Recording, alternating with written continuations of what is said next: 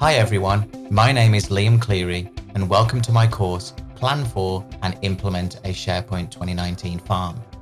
I am the CEO and owner at Shareplicity as well as a Microsoft MVP. With SharePoint Server 2019 now freely available for everyone, you may be considering upgrading your current SharePoint version to this. In order to be successful in any upgrade project, your first need is to understand how to build a SharePoint Server 2019 farm that will cater for all of your business requirements as well as those technical needs you may have.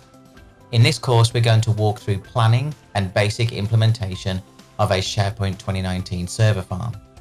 Some of the major topics that we will cover include installing SharePoint Server 2019, understanding MinRole within SharePoint, utilizing high availability options, disaster recovery options, and then backup and recovery capabilities.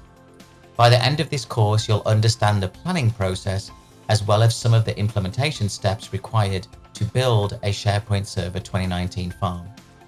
You need previous SharePoint experience for this course, as well as an understanding of Windows Server and installing applications. From here, you should feel comfortable diving into overall management of SharePoint with courses on provisioning and configuring web applications in SharePoint 2016 and configuring service applications in 2016. Even though these courses cover SharePoint 2016 version, they are similar in the way that 2019 works.